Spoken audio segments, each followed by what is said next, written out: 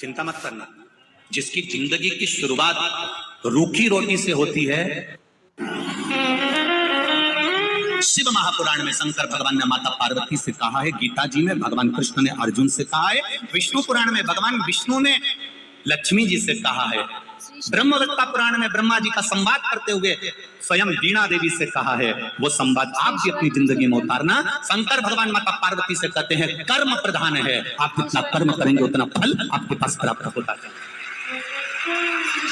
खूब मेहनत करो, दिल से करो, जो भी करना है ना दिल से करो। भोजन भी करो तो थोड़ा दिल से करो। भले रूखी रोटी होगी ना, रूखी है ना, ठंडी रोटी है ना, रूखी है ना, चिंता मत करना। जिसकी जिंदगी की शुरुआत रूखी रोटी से होती है, जो दुख सहन कर कर अपने जीवन को आगे बढ़ाता है, जो अपनी जिंदगी में शुरुआत के पल सबने निकाल दिया, सबने धक्का दे दिया, अकेला रूखी रोटी खा रहा है। जिसकी जिंदगी की शुरुआत रूखी रोटी से होती है, एक दिन वो चुपड़ी रोटी जरूर खाता है, निश्चित है। आप जिंदगी की शुरुआत में ये मत सोचो मेरा कौन साथ देगा, मैं अकेला पड़ गया, मैं अकेली पड़ गई, मेरा कौन साथ देगा, मेरा पास है कौन। उनके इतने पहचान वाले, उनके इतने रिश्तेदार, उनके इतने हैं, उनके इतने पहचान वाले, उनके साथ में इतने लोग हैं। अरे भाई ये छोड़ दो कि हमारा साथ कौन देगा। साथ देगा तुमने जो शंकर जी के मंदिर में एक लोटा जल चढ़ाया है, जो तुमने शिव भगवान पर एक बेलपत्र चढ़ाई है, जो तुम दिल रखकर शिव महापुराण की कथा में पहुंचे हो, तुम जो दिल से शिव पुराण सुनने वालों का सेवा कर रहे हो, भाव से आनंद से जो तुम गुणगान कर रहे हो, जो राम नाम, कृष्ण नाम, शिव नाम, पंचाक्षर मंत्र, षडाक्षर मंत्र, द्वादशाक्षर मंत्र, महामृत्युंजय मंत्र या श्री शिवाय नमस्तुभ्यम जप रहे हो, वो तुम्हें तुम्हारा साथ देने के लिए तत्पर रहेगा। जिस समय पर द्रौपदी का चीर खींच रहा था, गुरु द्रोणाचार्य भी बैठे थे, भीष्म पितामह भी बैठे थे, उनके पति भी बैठे थे, धृतराष्ट्र गांधारी भी बैठे थे। ऐसा कौन था जो नहीं बैठा था? सब उस सभा में बैठे हुए थे और रोई द्रौपदी, सबके सामने जाकर रोई। गुरु द्रोणाचार्य से बोला मैंने आपसे गुरु मंत्र लिया है, तुम मेरे गुरु हो, तुमने मुझे गुरु दीक्षा दी है, मेरा चीर खींच रहा है, ये मेरी साड़ी खींची जा रही है, तुम कुछ नहीं बोलोगे? साड़ी देख कर भी गुरु भी कुछ नहीं बोले और पांडव भी कुछ। इतना बड़ा वीर बैठा हुआ था भीम, इतना बड़ा बड़ा योद्धा बैठा हुआ था उस सभा में। भीम जैसे योद्धा भी बैठे हैं, अर्जुन जैसा धनुष चलाने वाला भी बैठा है, तीर चलाने वाला भी बैठा है। विद्वानों में विद्वान धर्मराज युधिष्ठिर तक बैठे हुए थे, नकुल सहदेव तक बैठे हुए थे। सब साड़ी देखते रहे पर कोई बचाने नहीं आया।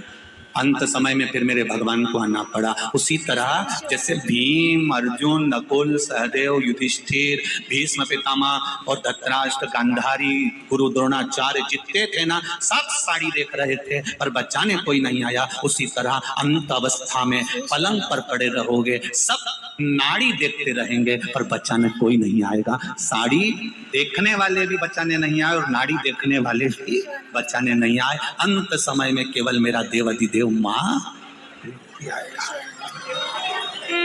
अंत समय परमात्मा की ओर जाने में देरी मत करो। कितना विश्वास है आपका?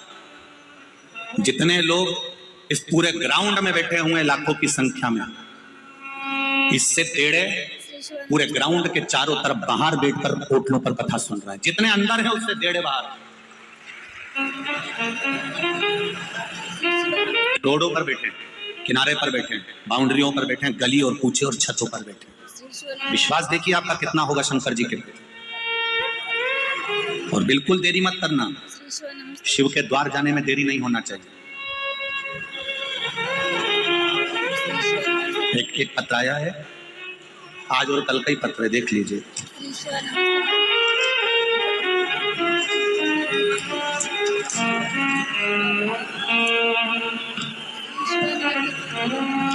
सरिता ओम प्रकाश जायसवाल, खजराना मंदिर के नजदीक, इंदौर। मेरा मोबाइल नंबर ये लिखा हुआ है। कहीं बैठी हैं सरिता जी? ओम प्रकाश जायसवाल, सरिता ओम प्रकाश जायसवाल कहीं बैठी हो तो हाथ हिलाइएगा। दिख गई क्या?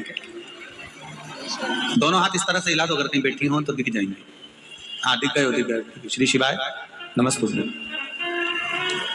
सरिता जी आपने लिखा है, बखान क्या करूं मैं बाबा, कल मैं कथा सुनने आई थी। कल मैं कथा सुनने आई थी और मैं जिस चीज का बरसों से इंतजार कर रही थी, वो मेरे साथ में कल हुई। गुरुजी, मेरी बाबा की कृपा से 4 साल पहले जो इंटरव्यू दिया था उसका रिजल्ट कभी नहीं आना था, पर बाबा की कृपा से मेरी रेलवे की नौकरी का रिजल्ट कल कथा सुनने पर यहां से जाते समय आ गया। यह पत्र है सरिता जी, ओम प्रकाश जायसवाल, खजराना, इंदौर। मोबाइल नंबर भी आपने दिया है, आपको बहुत बहुत धन्यवाद। बैठिए दीजिए। श्री शिवाय नमस्तुभ्यम। बाबा की कृपा, मेरी रेलवे की जॉब का ऑर्डर, नौकरी का ऑर्डर कल आ गया। गुरुजी, मैं कथा सुनकर जा रही थी और बाबा ने मेरा हाथ पकड़ लिया। ये शिव है, ये शंकर है।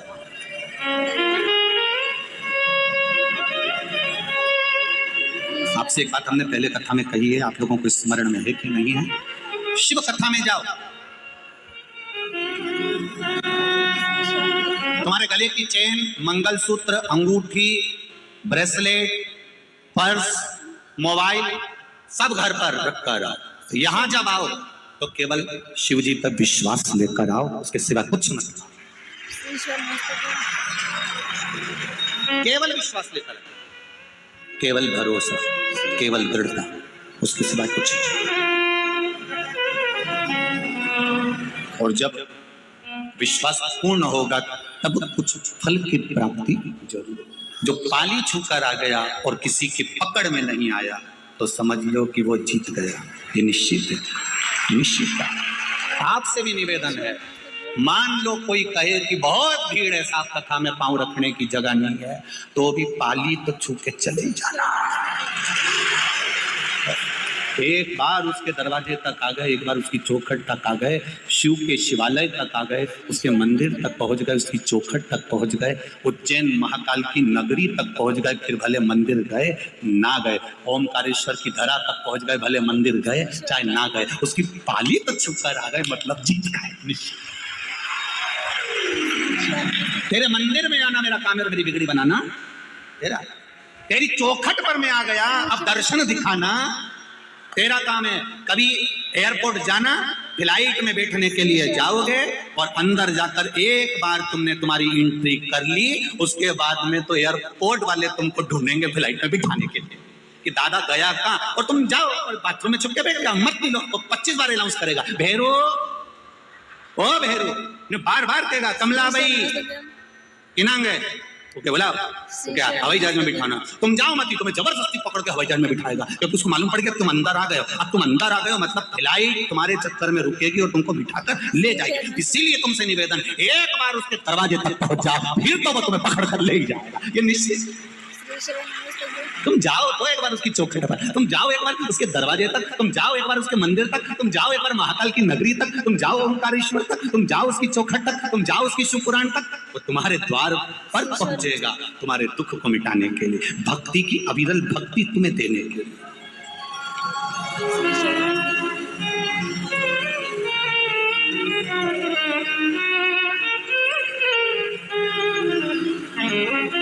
ये जो नजारा है आपका भक्ति का, ये पूर्व में कभी देखा नहीं।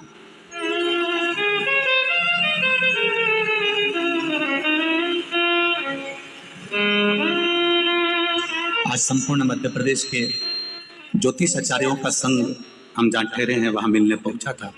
सभी विद्वत ब्राह्मणों को नमन करता हूं, सभी ज्योतिष आचार्यों को, सारे ज्योतिष आचार्य, मध्य प्रदेश ज्योतिष आचार्य का संघ जब वहां पहुंचा,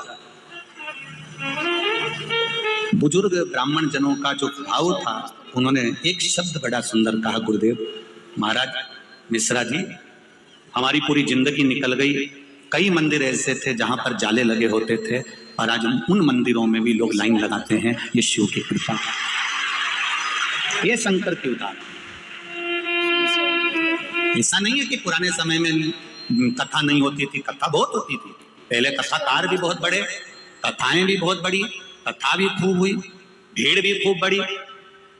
ऐसा नहीं कि भीड़ नहीं बड़ी, पहले कथाओं में भीड़ भी बहुत बड़ी, कथाएं भी बहुत बड़ी, कथाकार भी बहुत बड़े, आयोजन भी बड़े से बड़े हुए, पर एक काम पीछे रह गया था, लोग मंदिर तक नहीं जा पा रहे थे, उस शिव महापुराण ने उनको वहां तक पहुंचा दिया, मंदिर तक। और यही करना कुछ नहीं है, तुम्हारे बेटे को तुमको एनर्जी देना है कि बेटा कर्म करो, पढ़ाई करो, आगे मंजिल तक वो पहुंचाएगा। इंटरव्यू देने तो जाओ,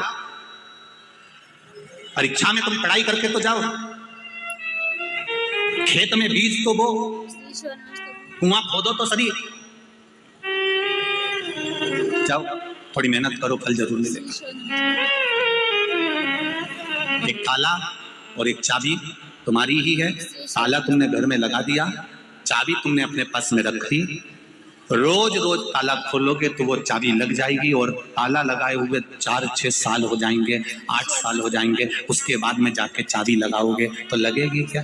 उसमें फिर आप कहोगे इसमें जंग लग गया है, उसमें जंग लग गया। हवा भी लगी, पानी भी लगा, उसमें मिट्टी भी लगी, तो चाबी वही है, ताला भी वही है, बस उसमें वो लग नहीं रही, खुल नहीं रही। फिर तुम जब समझदारी करोगे तो क्या करोगे? अंदर से कहीं से तेल लेकर आओगे, और फिर वो तेल ऑयल उसमें ताले में डालोगे, फिर थोड़ा सा यूं यूं बजाओगे, बजाने के बाद भी नहीं खुले तो फिर चाबी को थोड़ा सा घिसोगे, फिर तुमने चाबी भी घिसी परंतु फिर भी नहीं लग रहा। तो किसी ने कहा एक काम करो रे, एक डब्बा में घासलेट को तेल भरी लो, और घासलेट का तेल भर के एक ताले को में डुबोई दो। जब ताला घासलेट में डूब जाएगा, और डूबने के बाद फिर अपन इसके थोड़ा सा खटखटाएंगे, उसके बाद चाबी लगाएंगे तो लग जाएगी। फिर उन्हें यही किया ना, डब्बा में घासलेट लाई, उन्होंने ऊपर डुबो दिया, और डुबोने के 15-20 मिनट बाद चाबी लगाई, ताला खुल गया। बस ये मन ताला है और भक्ति की चाबी है, इसको खूब लगाओ। इस मन में जब काम, लोभ, आसक्ति, वासना और तृष्णा जम जाती है तो ताला खुलता नहीं है। ये मन भगवान तक जाता नहीं है, खुल ही नहीं पाता। इसको बचपन में भी परमात्मा के पास ले जाओ, इसको जवानी में भी परमात्मा के पास ले जाओ, इसको अधेड़ी में भी परमात्मा के पास ले जाओ, इसको बुढ़ापे में भी भगवान के पास ले जाओ। कोई ये सोचे कि अभी कोई हमारी उम्र है, आराम से जाएंगे भगवान के पास। अभी कोई हमारी उम्र है, बचपन में भगवान का भजन कोई करता है, जवानी में कोई भगवान का भजन करता है, अधेड़ी में कोई भगवान का भजन करता है, तो समझ लेना ताले में जंग लग गई, फिर ये चाबी से नहीं खुलने वाली। फिर क्या करना पड़ेगा? तो क्या ये ताला नहीं खुले, ये मन, अगर ये चाबी भक्ति की चाबी से ये मन नहीं खुल रहा है, ये मन परमात्मा तक नहीं जा रहा है, तो फिर शिव महापुराण में ले जाके इसको डुबकी लगवा दो, फिर ये मन पूरा की पूरा खुल जाएगा। ये निश्चित, इसको खोलना।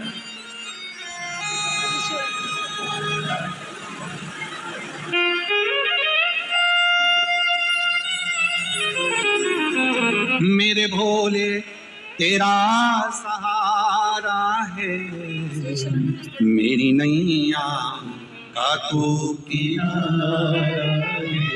हमने तेरे भरोसे पर करा, तेरे विश्वास पर करा। हम भगवान के मंदिर जाते रहे, रोज ताला खोलने का प्रयास करते रहो, रोज चाबी लगाते रहो, खुलेगा। ये निश्चित है एक दिन खुलेगा जरूर, पर विश्वास रखकर आप परमात्मा की भक्ति को धारण करो। मेरा आप सबसे निवेदन है, कथा में भीड़ बढ़ाने के लिए कभी मत जाना। और यहाँ भी आप लोगों से भी कहूंगा एक बात, भीड़ बढ़ाने मत आओ, या कोई तुमसे कहे कि एक बार चल तो सर, अपने ऊपर ही कहना नहीं मानना। तुम तो तुम्हारा रोटी खाओ ना, चद्दर ओढ़ के सो जाओ, मत आओ। अब ऐसी जगह नहीं दादा, यही करो, भीड़ बढ़ाने मत आओ।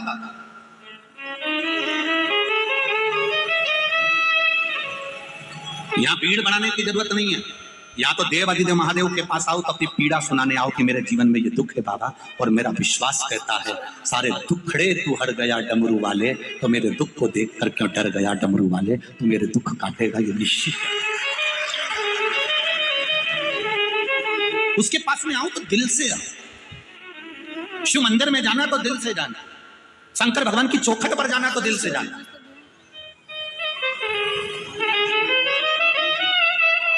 जरा सा तुम फोन पे बात करो और तुम्हारा मन नहीं लगे तो तुम्हारी धर्मपत्नी पहचान जाती, जरा सी देर में। वो मायके गई और तुमने फोन पे बात करी, उसने फोन लगाया और तुमने बात करी, और तुम्हारा मन नहीं लगे नहीं तो उतनी देर में समझ जाएगा कहाँ हो। दिन भर फोन पे बात नहीं करते, कम से कम 5 मिनट तो अच्छे से कर लिया करो।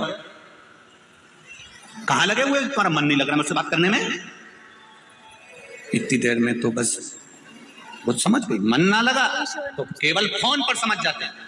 आप मंदिर गए, शिव कथा में गए, भगवान के भजन में गए, जबरदस्ती जाके बैठ कर मन नहीं लगे तो भगवान भी कह देगा काय को आ गई थी कमला, खाए आई। कौन कहो तेरे को कि यहाँ जा, कौन कहेगा? मन लगे तो जाए, दिल लगे तो जाए। शिव के मंदिर में भी जाओ, जब घर से एक लोटा जल भर कर लेकर जा रही हो, परिंडे में से, हंडे में से, नल में से एक लोटा पानी भर कर लेकर जा रही हो, तो तुम्हारा दिल, घर के लोग पूछे कहाँ जा रही हो माँ, बेटा कहाँ जा रहे हो? शिव मंदिर तक जा रही हूँ, शंकर भगवान को जल चढ़ाने जा रही हूँ, शिव से अपने हृदय की बात कहने जा रही हूँ, क्योंकि मेरे दिल की बात कोई नहीं सुन सकता। जिससे कहूंगी वो हंसेगा, सुनेगा तो मेरा महादेव सुनेगा, उसके सिवाय कोई नहीं सुन सकता। लग रहे हो 5 घंटे लग रहे हो, पर उसके द्वार पर जाकर आप कथा सुन रहे हो, बैठ कर कथा सुन रहे हो। जितने लोग आस्था पर सुन रहे हैं, जितने लोग फेसबुक यूट्यूब पर सुन रहे हैं, मैं निवेदन करूंगा, मेरा बाबा क्या देगा ये तो मेरा डमरू वाला ही जान सकता है। मैं बता वो क्या देगा, वो उसके हाथ, ये उसके हाथ। तेरी कृपा बिना न हिले एक भी अणु, लेते हैं श्वास तेरी कृपा से। बखान क्या करूं मैं राखों के ढेर का, चपटी भभूत में खजाना तूने। आप दिल से रिझाओ। भगवान विष्णु जी ने, भगवान शिव जी ने ब्रह्मा जी से कहा, ब्रह्मदेव सृष्टि की रचना करिए और सृष्टि को आगे बढ़ाइए। हमारा जन्म जिसलिए हुआ है वो कर्म हमको पूरा करना। अपने बच्चों को छोड़कर, अपने परिवार को छोड़कर, अपनी पत्नी अपने पति को छोड़कर, अपने पुत्र पुत्री को छोड़कर, अपने कुटुंब और परिवार को छोड़कर हमें उनसे मुंह मोड़कर नहीं जाना। थोड़ा सा दुख आया और तुमने कह दिया मैं तो मर जाऊं तो अच्छा है, तो कौन मना कर रहा है? मरो नहीं, निपटो।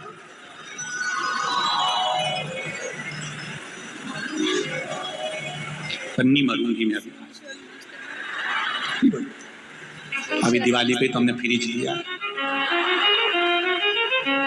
फ्रिज का पानी दूसरा पियो और मैं यूज मरीज जाऊंगी। मानव का शरीर मिला है, जोरदार मिला है। 84 लाख भी योनि है ये मनुष्य का शरीर। 83,99,999 योनि काटने के बाद ये शरीर मिला। कितनी योनियां काटी रे, माता का जू बने और किसी ने निकाल के ना ऊँटा पे धर के निपट दिया। फिर खटमल बने ने खटिया में घुस गए और किसी ने घासलेट का तेल डाली ने धूप पे पटकी दिया, निपट गया। मछली बने तो निपटा दिया, मच्छर बने तो निपटा दिया। कितनी योनियां ली, पर उस योनि में हमने नहीं किया कि मच्छर बोला। कभी तुमने कभी मच्छर से बात करना? मच्छर बोले कि मैं सुसाइड करूंगा? मच्छर भी नहीं बोले भले मैं नाली के पास पड़ा रहूं, भले मैं पड़ा रहूं, पर नहीं करूंगा सुसाइड, चाहे कुछ भी हो जाए, नहीं मरूंगा। मक्खी नहीं मरना चाहता। तो तुम्हें कौन ने अकल दे दी कि जरा सा कर्जा बढ़ गया, जरा सा दुख बढ़ गया, जरा सा टेंशन बढ़ गया, जरा सी परेशानी आ गई और तुम क्योंकि मर जाऊं तो अच्छा। जब मच्छर नहीं मारे, खटमल नहीं मारे, तुम काहे तो मरो? कर्जा ही हुआ है ना, देखा जाएगा। जिंदा रहेंगे तो चूकेगा, और अगर कर्जा लेके मर गए तो अगला जन्म भैंस का मिलेगा, और भैंस का जन्म मिलेगा तो जिसका कर्जा है उसी के घर में रहेंगे और वो सेठ जी दिन भर दूध निकाल निकाल के पिएगा। तो इससे अच्छा है कि मैं भैंस नहीं बनूंगी, मैं तो अगला जन्म मेरे को भैंस का नहीं चाहिए, तो मैं तो कर्जा चुका के मरूंगी। कोई तुमसे क्या कि कर्जा हो गया, इतना हो गया, चुकाना पड़ेगा, आएगा तब दूंगे, आएगा तब। मना नहीं है, हम बिल्कुल मना नहीं करें तुमसे कि हम नहीं देंगे, देंगे पर आने दो। तो इतनी जब तुम्हारे पास 1 रुपया भी नहीं है तो इतनी खुश होकर तैयार मैयार होकर कथा में क्या जाती है? नो सियोर वाला महाराज बोला है भगवान की कथा में मुसद्दी लाल जैसे नहीं जाए। भगवान के पास जाना और भगवान के चरणों में जाना तो हमेशा खुश होकर जाना। हमने पहले भी कहा तुम शिव जी को 1 लोटा पानी भी नहीं चढ़ा सकते, कोई बात नहीं, तुम उसके दरवाजे के सामने से भी निकलो ना, उसको मुस्कुरा कर चले जाओ। शंकर भगवान भी टेंशन में रहेंगे, पगली हंसी क्यों थी, क्यों हंसी? और अगर तुमको ऐसा लगता है कि सियोर वाला महाराज गलत कह रहा है तो तुम यहाँ से रास्ते से जाना, कहीं का दुकान वाला बैठा हो तो तुम मुस्कुरा के चली जाओ, आधा टेंशन में पड़ जाएगा। कौन थी, कौन मुस्कुराई क्यों? और रोज 2-3 दिन उसको मुस्कुरा के चले जाओ, रात की रोटी चली जाएगी पापड़ा से, रात भर सोचेगा ठीक कौन? 82 साल की थी, धोला धोला बाल, मुंडा में 6 दांत थे और दुकान के सामने रोज आती है और रोज हंस के जाती है। वो भी अपनी पत्नी से कहेगा ये बुढ़िया बहुत परेशान करके रखी, मेरे को रात रात नींद नहीं आ रही। क्यों, क्या हुआ? बस वो दरवाजे के सामने आए, दुकान के सामने, और मुस्कुराए और चली जाए। तुम मुस्कुरा दो, नींद उसकी गई जाए। तुम एक बार शंकर जी के मंदिर चल जाओ, पानी भी नहीं है, लोटा भी नहीं है, जल भी नहीं है, बेलपत्र भी नहीं है, पर रोना नहीं उसके मंदिर में जाकर, मुस्कुरा कर जाना, नींद उसकी उड़ जाएगी कि मेरा है, ये मेरा है। इतना कर्जा है इसके माथे पर, इतनी तकलीफ में चल रहा है, इतना दुख है इसकी जिंदगी में, तो भी मेरे मंदिर में मुस्कुरा कर आता है। तो पार्वती जी भी शंकर जी से कह देगी और मत सुनो, बेचारी रोज मुस्कुरा के आती है, इसलिए आती है कि तुम कुछ तो कह दो। शंकर जी ने भी कह दिया, आ जान दे मेरे मंदिर के सामने, आ जान दे जरा। और जो मंदिर के सामने मुस्कुरा कर गई, शिव जी ने भी कह दिया जा, अब ऐसी ही मुस्कुराती रहे जिंदगी भर आनंद। अब तुम रोज रो रो के जाओ, भगवान में तो गणित दुखी हुई, भगवान में तो बड़ी दुखी हो गए। तो भगवान पार्वती जी भी शंकर जी से कह रही, रोज का रोना यही है। भगवान भी कह देगा, और रोती रहे, जा मुस्कुराओ। उसके दरवाजे पर स्माइल प्लीज। फोटो वाला भी कहता है, कैमरा लेके 1 मिनट, कितनी देर लगे फोटो खींचने में? बोलो री इंदौर वाली जी जियो, कितनी देर लगे फोटो खींचने में? 1 क्षण, केवल बटन दबी और फोटो खींच गया। अब इतनी सी देर लगी और फोटो वाले ने तुमसे कितनी बड़ी बात कह दी, ए अम्मा स्माइल प्लीज। फिर अम्मा तुरंत पल्लू वल्लू ले, अम्मा के भी मालूम है कि अगर फोटो बिगड़ी गया नहीं तो कई काम करनी था, कई काम करनी।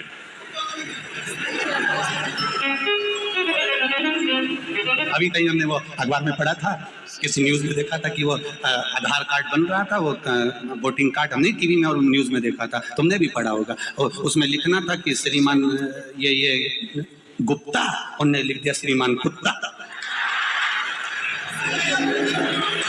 सही है कि गलत है? कौन लिख रहा श्रीमान कुत्ता? पत्नी के हाथ में वो उसने पढ़ा, आजी जी, पति दौड़ के आया, क्या हुआ? तुम्हारा कार्ड आ गया, क्या लिखा है? तुम तो कुत्ता थे। अब वो ये कुत्ता कैसे होगा? विचार करिए दादा, बच्चे तुमने ये कैसे लिखा? उसके द्वार तक जाओ, दुनिया कहे कहने दो। फोटो वाला 1 सेकंड लगा था, 1 सेकंड में खटका दबा, फोटो खींच गया और फोटो खींचा बस। उसने बोला स्माइल प्लीज। उसने क्यों बोला? 1 मिनट की स्माइल 1 सेकंड की दी है और फोटो अच्छा आ गया। तुम्हारी 1 मिनट की स्माइल से अगर फोटो सुधर सकता है तो तुम्हारी 1 मिनट के भजन से जीवन सुधर सकता है।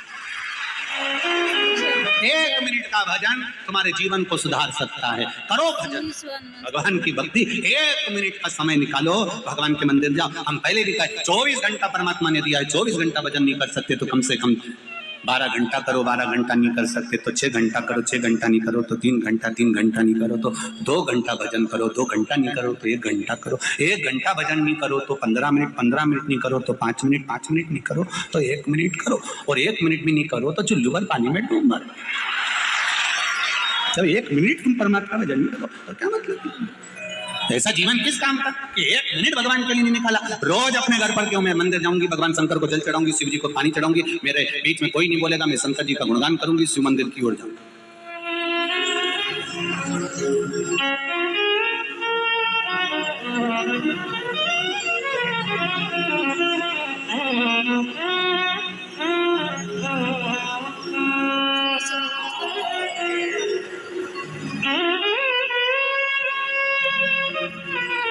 आप दिल से कहो, वो सुनो।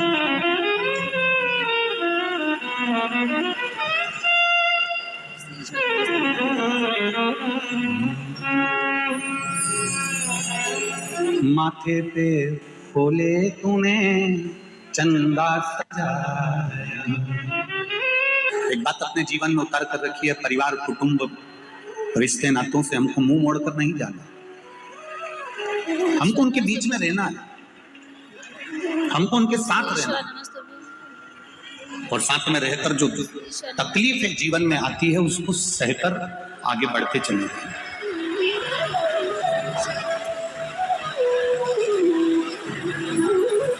देखा, ब्रह्मदेव से कहा सृष्टि की रचना करो। ब्रह्मा जी ने जंघा से मनु और शत्रुपा को प्रकट कर दिया। हृदय से दक्ष जी को प्रकट करता है। उत्तानपाद, प्रियवत, देवहूति, प्रसूति, आकुति, ऐसी कन्याओं का वर्णन। हृदय से ब्रह्मा जी ने दक्ष को प्रकट किया।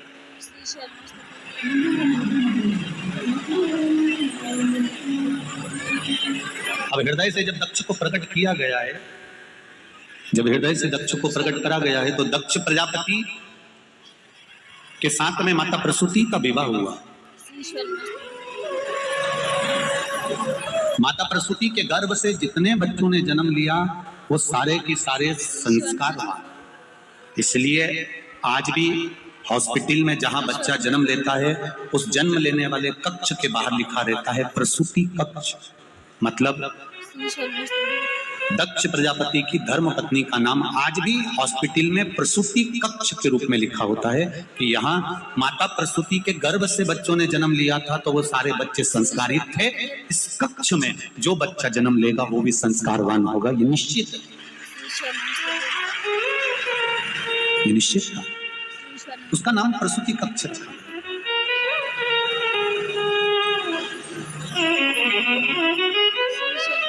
शिव महापुराण की कथा एक बहुत अच्छी बात कहती है, जरा ध्यान दीजिएगा। धन चले जाएगा तो वापिस आ जाएगा, पर धर्म मत जाने देना। अगर धर्म चले गया तो बहुत मुश्किल से वापिस आ सकता। धन वापिस आ सकता है, पर हमारा धर्म गिरने में।